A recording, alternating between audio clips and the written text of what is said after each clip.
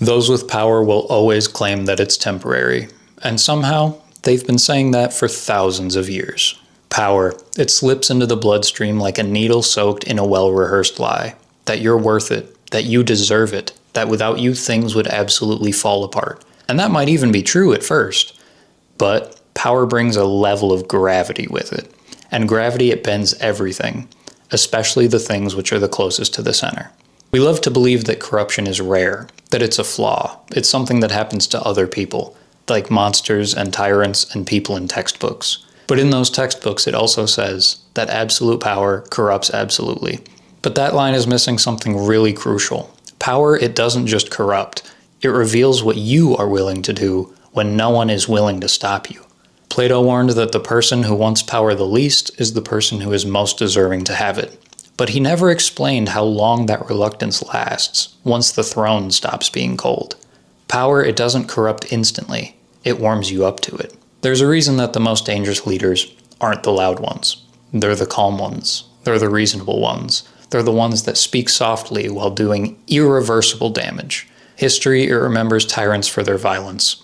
But corruption, it thrives long before any blood is shed, and long after it's dried. Once, people prayed to power. Later, they swore oaths to it. Now, they follow it on social media. Different gestures, same level of surrender. Power was even called divinity at one point. A voice in the sky, a name carved in stone. A ruler who claimed the river rose because he willed it to, and that the sun would rise and set because he promised it. Pharaohs and kings, they didn't just rule over people. They ruled as if they were gods themselves. And when power becomes sacred, corruption becomes inevitable, because disagreements turn into heresy. There's a reason that religious texts are full of fallen figures and not of flawless ones. Lucifer doesn't fall because he's weak. He falls because he's convinced he knows better. And that's the oldest corruption myth that we have.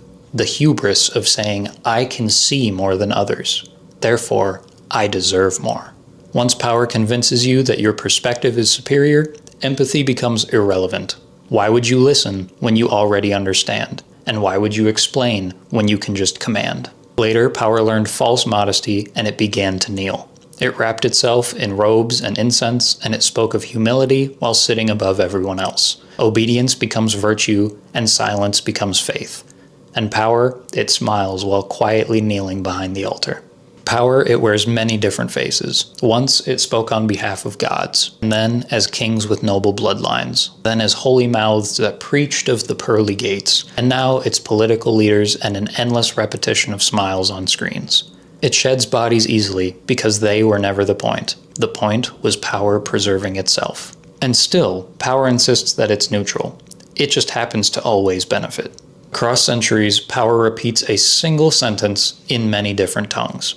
I am what stands between you and chaos. Chaos is always vague, but it's always close, which means it's always useful.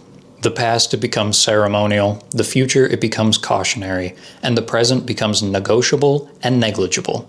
Now is always traded for later, but later never arrives. In doing that, it leaves the same dark stain everywhere, every time. A world that supposedly works, a story that sounds reasonable enough, and a price that was paid, but on the other side of the world. Power, it teaches you that comfort, it has a price, and eventually someone has to pay it. And the most dangerous lie that power tells is this: if I don't do it, someone worse will. So you stay, you comply, and you adapt. That's how corruption survives, by calling itself responsibility. But when power removes accountability, it replaces it with obsession. You may have the largest bed in the largest house, but you don't sleep any better. You sleep lighter. With that lack of sleep, power distorts time. Long-term consequences blur, and immediate results, they glow brighter. You stop thinking in years, and you start thinking in outcomes. Wins, losses, metrics, optics. And somewhere along the way, people, they stop being stories. They become obstacles, or assets, or numbers that look cleaner when they're rounded down. You don't mean to dehumanize people. You're just too busy. We like to imagine corruption as a dramatic fall, a single wrong choice, a moment where someone crosses a bright red line and becomes something else. Because that's comforting. It keeps us safe. But power, it doesn't corrupt like a switch flipping. It corrupts like erosion, like water against stone. soft, patient, but relentless. You don't wake up cruel one day, but you do start waking up justified. And this is how power corrupts without malice. No grand villain speeches, no cackling ambitions to take over the world. Just a slow drift away from self-examination. You still believe you're good. You remember the person that you were before all of this. And you tell yourself you're doing what needs to be done, by any means necessary. That last line is why power scales so well. It can govern empires, religion, markets, audiences, anything that can be counted. And whatever is considered necessary and can be counted can be optimized. Which brings us to the man behind the curtain. Once power can be optimized, morality becomes optional. That's the reason so many powerful people keep talking about the bigger picture. In the bigger picture, people's individual lives start to disappear. And the smaller that they look, the easier they are to overlook, to sacrifice, to push them away. That distance removes the cost of being wrong. When consequences don't land on you, mistakes feel abstract. You don't learn from them, and other people get to pay the price. Which is a fantastic system, right up until you realize that learning without suffering breeds confidence without humility. And this confidence is reaching new heights annually. From above, everything looks organized. Crowds, they become movements, lives, they become inconsequential, and loss becomes a matter of scale. From high enough up, nothing interrupts your view. Nietzsche warned that anyone who fights monsters should be careful not to become one themselves. But the quieter warning is this: when you look down long enough, depth starts to feel like height. Power, it convinces you that your perspective is elevated, that you see more. But there's a loneliness built into authority that no one warns you about.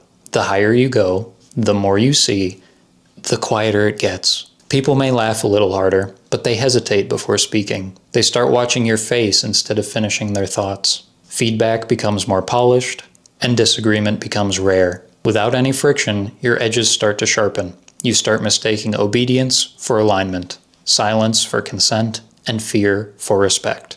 After all, if something was truly wrong, someone would say so, right? No, because power isn't a thing that you take. It's a fog that you stand in until the air forgets your outline, and it starts using your name for publicity.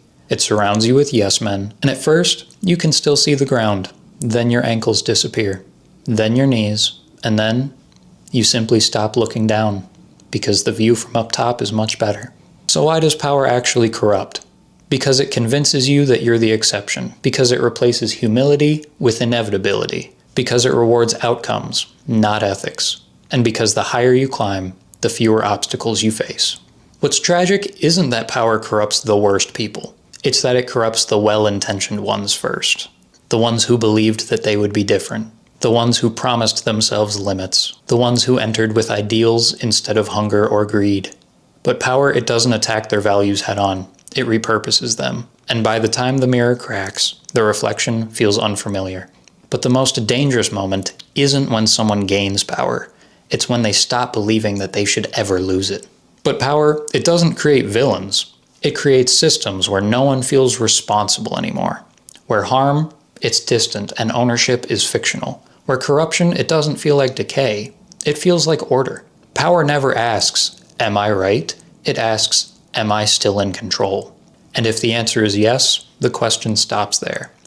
Because everything is in order. Thank you for making it to the end of this video. Do you think there's anything that I missed? Are there any people that come to mind when I was working through this? Like Darth Vader, Ozymandias, Walter White, some politicians maybe? Or, if you have any ideas for videos that you want to see in the future, drop them down below. We may just talk about it. Peace.